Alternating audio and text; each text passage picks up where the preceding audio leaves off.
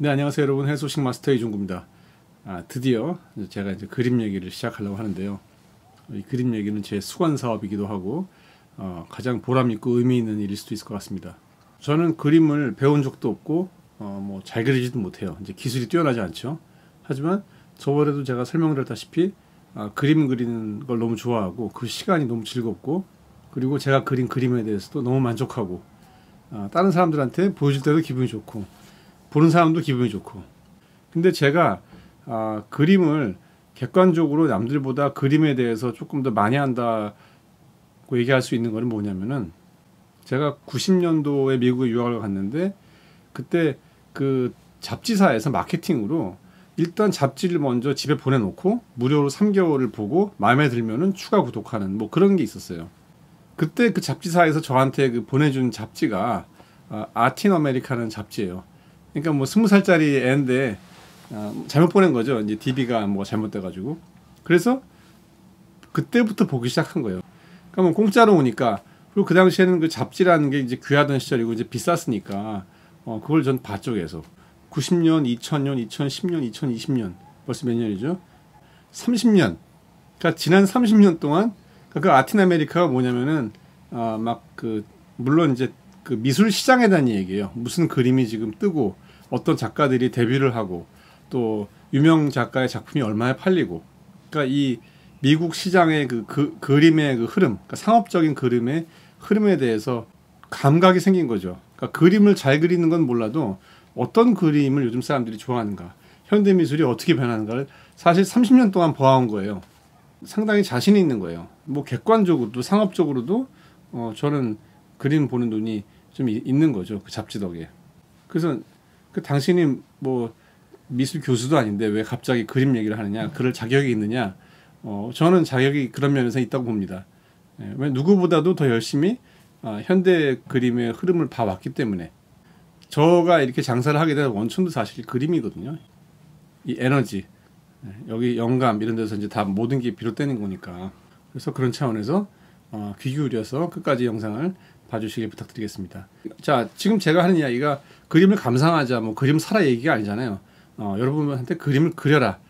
그리고 제가 그리는 거를 보여드리겠다. 그러니까 직접 여러분들이 붓을 들고 물감을 칠해가지고 컬러를 만들어가지고 캔버스에다가 그리라는 거예요. 아이패드가 아니고. 왜 꼭 굳이 그림을 그려야 되는가? 왜 내가 그림을 그리는가? 자, 이게 가장 먼저 제가 드리고 싶은 말씀입니다. 나는 왜 그림을 그리는가? 왜 나보고 그림을 그리라고 하는가? 여기는 되게 심오한 뜻이 있는데, 제가 좋아하는 책이 있어요. 그 뭐 혹자는 이제 소설이라고도 하고, 또 어떤 사람은 이제 진짜다, 다큐멘터리다라고 얘기하는 책이 있는데, 뭐 논란의 책이죠. 지난 이것도 한 20년 동안 이렇게 두꺼운 책이고, 옛날에 이게 1, 2, 3권이었는데 합본이 나왔더라고요. 이게 이제 신과 나눈 이야기예요. 이제 신나이라는 책. 상당히 컨트로버서한 책이죠. 아니, 신이 나와서 얘기를 했다는데 이보다 더 논란스러운 책이 어디 있겠어요. 그래서 뭐 믿거나 말거나입니다. 저의 이 책에 대한 견해, 이 책을 믿느냐 안 믿느냐, 그건 제가 나중에 말씀드리고, 어쨌든 저는 이 책을 되게 재밌게 봤어요. 감히 신이 나한테 이렇게 얘기했다, 신이 다 알려줬다고 얘기를 했을 때, 그런 책을 냈을 때 거기에 조금이라도 허점이 있으면 책이 안 팔릴 거 아니에요. 근데 이 책이 계속 팔리는 거는, 그리고 논란의 여지가 있다는 거는 그만큼 뭐가 있는 거죠. 근데 누가 봐도 명백한 허점이 이 책에 있다면은 이 책은 바로 사장됐겠죠. 근데 왜 자꾸 팔리냔 말이에요. 흠을 내가지고 무조건 이렇게 묵살시키고 반론이 있어야 되는데 그게 없는데 받아들이긴 어렵고, 그러니까 이제 이게 논란이 있는 거죠. 문제의 책에 아주 어마어마한 이야기가 나와요. 뭐냐면은 여기 이제 그 저자가 물어봐요. 신한테, 아니 내가 왜 태어났냐? 사람은 왜 사는가? 이 생에서 내가 사는 목적이 뭐냐? 이런 이제 어마어마한 질문을 하죠. 근데 이제 웬만한 뭐 종교의 무슨 경서나 뭐 이런 위대한 책들에도 이런 질문을 하면은 이렇게 애매모호한 답을 한 경우가 많아요. 둘러대거나 상징으로 얘기한다든지. 근데 이 책은 아주 직설적으로 대답을 바로 해버려요. 그게 뭐냐면은 두 가지 이야기인데, 우리가 신이라는 거예요. 이것도 벌써 엄청난 이야기죠. 뭐 뒷설명도 있는데 이제 그거 하면 뭐 시간이 너무 지나니까. 어쨌든 나는 신이라는 거예요. 우리는 다. 그러니까 뭐 비유를 어떻게 얘기하냐면은 부엌의 공기하고 마루의 공기가 분명히 성분도 다르지만 이게 이어져 있다는 거잖아요. 공기라는 게 어떻게 딱 잘라서 여기까지는 부엌 공기고 여기까지는 마루 공기고 이렇게 자를 수가 없잖아요. 그래서 여기까지는 세상을 창조한 그 엔지니어든 뭐든 신인 거고 나를 창조한 신인 거고 여기까지는 나다. 이렇게 자를 수가 없다는 거예요. 그래서 나도 신이다. 이게 다 연결되어 있다는 이야기거든요. 물론 이제 죽으면 이제 3차원이 아니기 때문에 다 설명이 되겠지만 현재 우리는 이 현상 세계는 3차원이니까 이제 이게 언어라는 또 3차원적인 이 툴로는 그 진실이 그대로 설명이 안 되겠죠.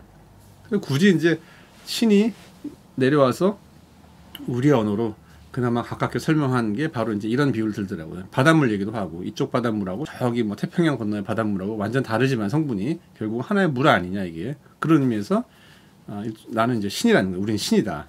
그래서 우리가 태어난 목적, 인간으로 태어난 목적, 이 삶을 안 죽고 죽지 않고 계속 하루하루 잤다가 눈이 떠지고 또 하루를 살아야 되는 이유는 뭐냐면은 좀 어려워요. 나의 신성을 직접 경험하기 위해서 산대요. 그러니까 신이 되게 위대하고 엄청난 능력을 가지고 있고 막 신성이 위대한데 그거를 내가 아는 것만 아니라 이렇게 살면서 뭐 사건들도 경험하고 사람들도 만나고 실수도 하고 뭐 잘못도 하고 남한테 상처도 주고 또 뭐 껴안고 울고 뭐 이런 여러 가지 사는 그 희노애락 그 과정이 있을 거 아니에요. 그런 인간 세상에서 경험을 통해서 나의 숨겨진 내재된 나의 신성, 나의 위대함을 직접 경험하기 위해서 태어난다. 그 재미가 이 세상에서 제일 재밌다는 거죠. 그래서 굳이 꼭 사람으로 태어나가지고 내 안에 잠재된 여러 가지 신성, 능력 이런 것들을 내가 경험하기 위해서 태어난다. 그 재미로 사는 거다 인생은. 뭐 신성이란 게 이제 우리가 늘상 배워왔듯이 막 이렇게 홀리하고 뭐 그런 것만은 아니겠죠. 여러 가지가 있겠죠. 이 신성이라는 게. 그거를 끄집어내서 발견해가지고 누리는, 직접 내가 만지고 경험하고 느끼는 그 재미 때문에 사는 것이다 이렇게 얘기를 해요. 요 얘기 하나를 얘기하기 위해서 뭐 어떤 사람은 평생을 연구를 하겠고 책으로 써도 이제 이렇게 두꺼워지는 건데 뭐 이야기가 뭐 맞고 틀리냐 얘기는 중요한 게 아니고 어쨌든 흥미로운 접근이란 말이에요. 전 되게 이 이야기를 흥미롭게 받아들였어요. 그리고 우리가 그림 그리는 이유랑 같아요. 일맥상통한단 말이에요. 이게 우리가 그림 그리는 이유하고 상당히 유사하구나. 사실 뭐 그림 그리는 거나 뭐 밥 먹는 거나 다 어쨌든 우리가 인생 사는 건데 특히 그림 그리는 이 행위는 이 신가나론 이야기에서 이야기하는 사람이 태어난 이유를 아주 엑기스 함축적으로 표현하는 행동이다. 저는 그렇게 생각을 해요. 왜냐하면은 우리가 이 그림을 그리는 이유는 이 그림을 직접 그리잖아요. 그러면 누구라도 나도 몰랐던 내 안에 잠재되어 있던 그런 창의성, 그런 능력을 발견하는 기회가 돼요. 이거는 확실합니다. 누구나 그래도 그래요. 그러니까 나의 재능을, 나도 미처 몰랐던 나의 재능을 발견을 하는 거예요. 그림을 그리면서. 이게 아주 신나고 재미있는 경험입니다. 그래서 조금 이제 그림을 자주 그리신 분들은 공통적으로 하시는 말씀이 이 세상에서 제일 재미있는 게 그림 그리는 일이라는 거예요.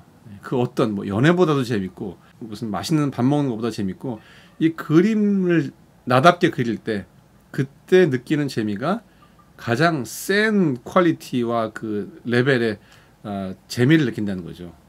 그럴 수밖에 없는 게 그림이 창조하는 거 아니에요. 그리고 아까 그 신가나론 이야기에서도 그러다시피 인간의 신성을 발견하는 게 그 신성이라는 게 창조, 신의 원래 잡이 창조하는 거 아니에요. 만드는 거, 없던 걸 만드는 거. 그러니까 내 안에 있는 어떤 창조력이 발휘되는 거니까 이제 그게 제일 재밌는 거죠. 내 안에 신성을 발견하는 거니까. 그러니까 가장 신과 유사한 능력을 발견하는 행위가 그림이기 때문에 그래서 재밌는 거라는 거죠. 근데 이제 많은 분들이 살면서 내가 창의력이 있다, 내가 창조적인 능력이 있다 이런 거를 모르면서 사는 분들이 대부분이잖아요. 나는 평범한 사람이다, 나는 뭐 미드 로우다, 나는 그쪽으로 재능이 없다. 근데 이제 그림을 그리다 보면은 근데 여기서 그림은 이제 똑같이 따라 그리는 그림이 아니에요. 이제 그건 그림이 아니에요. 이제 그거는 이제 모사라고 하나 뭐 그건 이제 기술적인 거고 제가 얘기하는 건 그림, 진짜 그림. 이거를 그리다 보면은 나한테 이런 능력이 있었네. 이런 거 이제 발견한다는 거죠. 그게 이제 진짜인 거죠. 우리 모두는 다 창조력, 창의력을 가지고 태어나는데 어떤 분들은 이제 그거를 빨리 깨달은 분은 우리가 이제 덕업일치라고 그러죠. 이 덕후가 업이 되는 덕업일치. 그게 이제 덕업일치가 돼가지고 뭐 그림을 한다든지 아니면 창조력이 자비되는 일을 해서 사시는 분도 있지만 대부분의 사람들은 이제 이걸 전혀 모른 채 막 사는 거죠. 그러다가 이제 그림을 통해 가지고 이게 발견되는 거예요. 그러니까 많은 분들이 자기가 창의력이 있는데도 불구하고 인간은 다 있거든요. 근데 그거를 모르고 사는 이유가 어렸을 때부터 그 창의력이 발휘됐을 때 칭찬을 안 해준 거예요. 부모님들이나 학교에서. 그림 잘 그렸다고 칭찬받는 그림들은 대부분 뭐였냐면은 똑같이 그렸을 때 이제 칭찬한단 말이에요. 나답게 뭔가 나의 어떤 창의력이 발휘돼가지고 그림 그렸을 때 그걸 사실 알아볼 능력이 교사들이나 부모들이 이제 많이 없었기 때문에 그걸 제대로 칭찬을 못 해주다 보니까 이렇게 똑같이 그린 그림들을 그려야지만, 그러니까 기술 있게 그림을 그려야지만 내가 재능이 있다고 얘기를 해주니까 사실 그런 게 어렵잖아요. 그러니까 나답게 그리는 건 누구나 할 수 있지만 나답지 않고 어떤 그 기술과 어떤 시간과 노력이 필요해가지고 꾸준한 연습을 통해가지고 도달되는 그 레벨에 그거를 하기는 어렵기 때문에 대부분의 사람들은 이제 그림에 대한 소질이 본인이 없다고 오해를 하는 거예요. 그림을 어떤 그 기술의 영역으로 이제 격화시킨 거죠. 자, 그러면은 믿기지가 않으신 분도 있을 거 아니에요. 난 창의력이 없다. 나는 그런 능력이 아무리 봐도 나는 없는 것 같다. 그런 분들은 속는셈 치고 이 강의가 필요한 거예요. 제 타겟이 딱 그분들이에요. 본인이 뭐 그림 잘 그린다 하시는 분들은 사실 뭐 이게 필요가 없는 거고, 제가 정말 이렇게 시간 들이고 무모함, 막말로 그렸다가 안 그려지면 얼마나 망신스럽습니까? 그 그림도 못 그린다는 사람이. 그래서 내가 이거를 마라톤으로 보여드리려는 거예요. 나같이 못 그린 사람도 이렇게 된다. 그렇지 않느냐. 그래서 이걸 이제 보여드릴 건데, 제가 가이드라인을 드리는 대로 한번 그려보세요. 제가 꼭 약속드립니다. 100% 본인이 능력이 있다, 본인이 창의력이 있다는 것을 깨달으실 거예요. 만약에 이제 갓 태어난 그림 못 그리는구나. 그 어린이들한테는 조금만 이렇게 뭐 붓쥐는 뭐 물감 가리키는 거, 기본적인 그림 그리기 위한 테크닉만 알려줘도 바로 자기가 창의력 있게 그릴 수가 있거든요. 그러니까 손이 안 탄 애들. 근데 이제 우리는 손이 탄 거죠. 그래서 뭐가 지금 망가진 거예요. 그렇기 때문에 이 망가진 거를 좀 고칠 필요가 있어요. 우리가 이제 이 강의 시작하기 전에. 근데 그게 뭐냐면은 잘 그린 그림이 뭔지, 못 그린 그림이 뭔지, 이거를 제가 일단은 말씀드리고 여러분들이 이거를 받아들여야 돼요. 그러니까 결론부터 말씀드리면은 솔직하게 때가 안 타고 내가 있는 그대로 솔직하게 그린 그림은 잘 그린 그림이고요. 때가 탄 그림, 못 그린 그림이에요. 솔직하지 않은 그림인 거죠. 뭐 이렇게 남의 거를 따라 그렸다든지 아니면 풍경을 그대로 옮겼다든지 이런 거는 사실 기술이 좋은 거지 그림의 영역, 창조의 영역에서는 이제 빵점인 거거든요. 그래서 이게 먼저 정확하게 이해를 하셔야 돼요. 그렇게 창의력이 없이 그냥 기술로만 그린 그림은 그릴 때 재미도 없고요. 일이 되는 거고요. 그린 다음에 완성품이 나와도 나도 보람이 없고 남들한테 보여줘 봤자 너 그림 잘 그리네, 기술 좋네, 이거밖에는 아무런 의미가 없어요.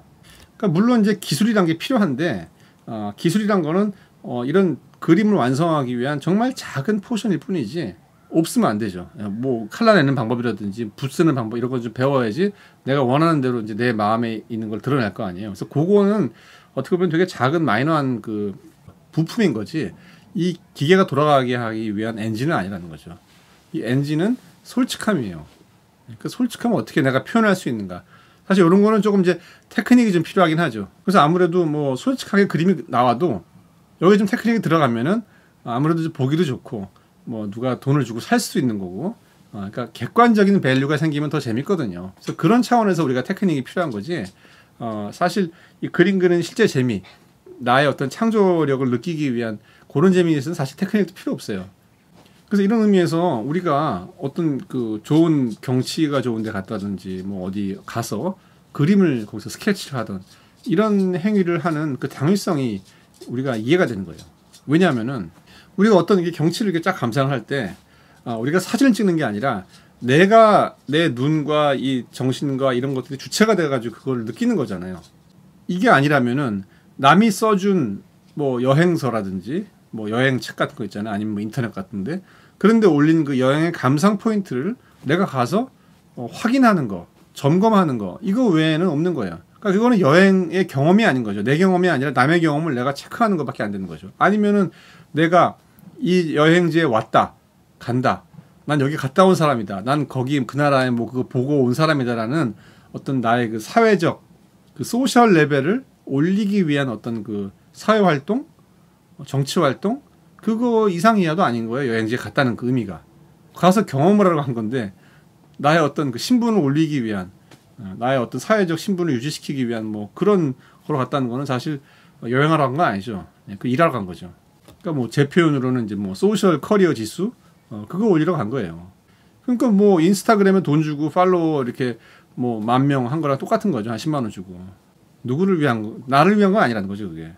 물론 이제 잠깐 동안 뭐 인스타 팔로우 10,000명 늘으면 나도 기분 좋겠지만 그 기분 좋다는 게 레벨이 되게 이제 오래 못 가고 되게 약하죠. 돈 주고 한 거면. 그런 차원의 여행은 얕은 거예요. 금방 잊어먹고. 그래서 하는 얘기가 이제 뭐 남는 게 사진이다 이런 얘기 하는 거예요. 왜냐면 감상을 안 했으니까.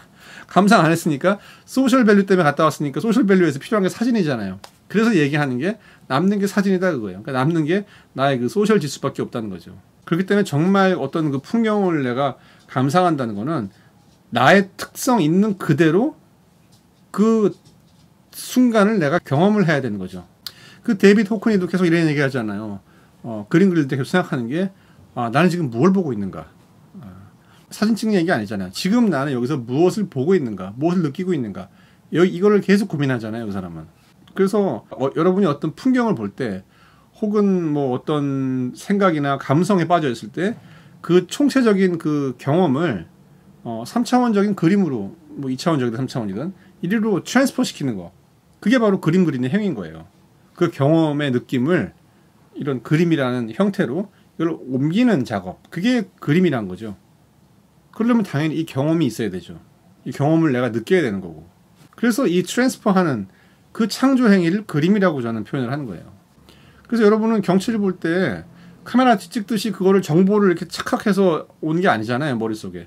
여러분이 어디에 가 있다, 뭐 경험을 한다. 그랬을 때는 무슨 경험을 하냐면은 경치를 보면서 온도, 습도, 주변의 그 새소리 혹은 뭐 사람들의 웅성거림 그리고 그 경치를 볼 때 나의 상태, 심장 박동수, 기분, 뭐 나의 그 처한 고민들, 그 다음에 무슨 계획, 혹은 그 장소와 얽힌 어떤 히스토리를 내가 들었을 때 들었던 그 감동, 이런 것들이 다 얽혀가지고 경험이라는 모양으로 내가 받아들이는 거거든요. 그래서 이 수만 가지 이 변수들이 다 얽혀가지고 소위 얘기하는 그 총체적인 경험이라는 게 생기는 거거든요. 그래서 그림이라는 거는 이 총체적인 경험을 트랜스퍼 시키는 거죠. 이게 창조라는 거예요.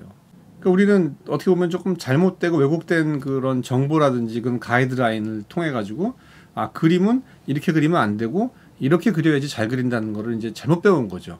그래서 솔직하게 있는 대로 표현하는데 내가 테크닉이 없으면은 감히 그림이라는 행위를 하면 내가 어줍지 않은 짓이다, 망신스러운 짓이다. 뭐 더 나간 사람은 뭐 네가 뭔데 그림을 그리냐, 뭐 공부했느냐, 이런 이제 핀잔을 들을 수 있다는 걱정을 하는 거예요. 그래서 그림을 못 그려요. 누구나 그릴 수 있지만. 근데 이제 저같이 이렇게 좀 삐뚤어진 사람, 뭐 사회화가 덜 된 사람들 있잖아요. 반항적이고 이런 사람은 나는 그런 말 안 믿어. 내 맘대로 그릴래. 그러니까 이런 사람은 이제 조금 그림을 잘 그릴 가능성이 높은 거예요. 근데 이제 좀 착한 사람, 주변 사람의 배려 많이 하는 사람, 그러니까 좀 사회가 잘 된 분들이죠. 겸손한 사람, 이런 성향의 사람들은 이런 그 주변의 모든 평화를 위해서 그림을 안 그리죠. 너 했다가 이제 한 소리 들을 수도 있고.